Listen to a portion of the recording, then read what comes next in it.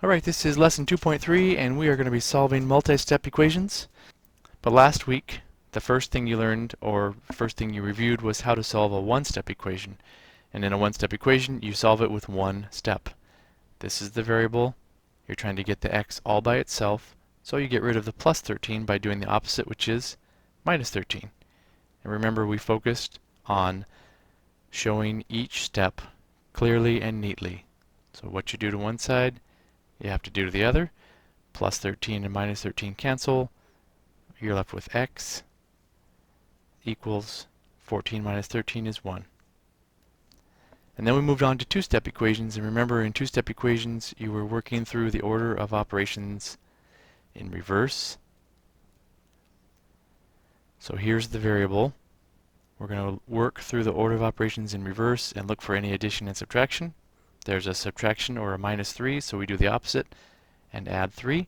What you do on one side, you do on the other side. And there's the first step. So minus 3 and plus 3 cancel. You're left with 2x. And 15 plus 3 equals 18. Now that we've done addition and subtraction, we look for multiplication and division. There is a multiplication times 2. Opposite of multiplication is divide by 2, and what you do on one side, you do on the other side. The 2's cancel. You're left with x.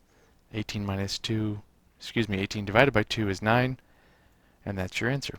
Remember, your answer is x equals 9, not just 9.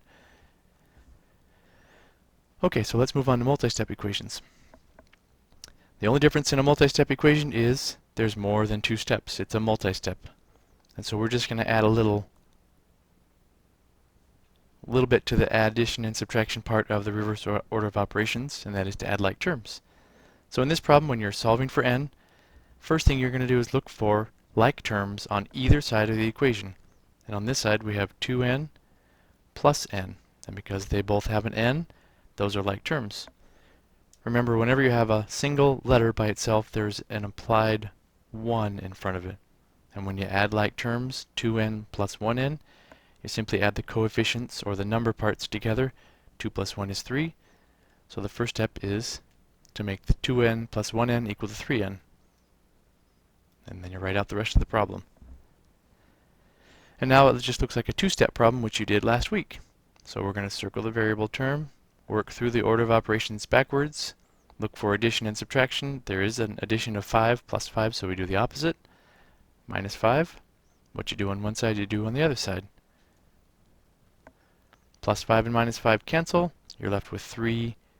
11 minus 5 is 6. So we've done the addition and subtraction. Now we're going to look for multiplication and division. There is a multiplication, 3 times n. Opposite of multiplication is division. So I divide both sides by 3.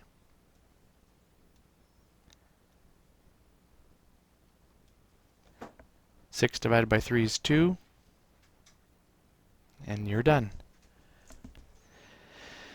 Now in this problem, there is another step before we can add or subtract or multiply or divide, and that is to distribute. So we're going to take the negative 8 and distribute that to each term inside the parentheses.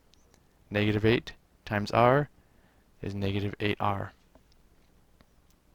And negative 8 times 2 is negative 16. And that's still equal to 64. So the extra step in this problem isn't adding like terms, it's distributing the negative 8. And now this problem is just a two-step problem. We're going to work through the order of operations backwards, and we're going to look for any addition and subtraction.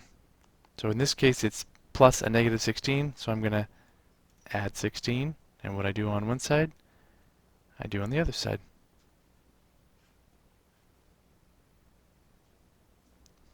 And let's go ahead and write that the right way. I'm going to add 16 to both sides. Okay, negative 16 and positive 16 cancel. I'm left with 8, or negative 8r. 64 plus 16 is 80. And now I look for multiplication or division. Negative 8 is being multiplied by r, so I do the opposite of multiplying, which is dividing. And I'm going to divide by negative 8. Negative 8's cancel. 80 divided by negative 8 is negative 10. Now I want to go back here for a second. Notice this negative 8r. It's negative 8 times r. And oftentimes people will see the negative 8 and get rid of it by trying to add 8. So make sure you notice the operation between the negative 8 and the r is multiplication, not subtraction.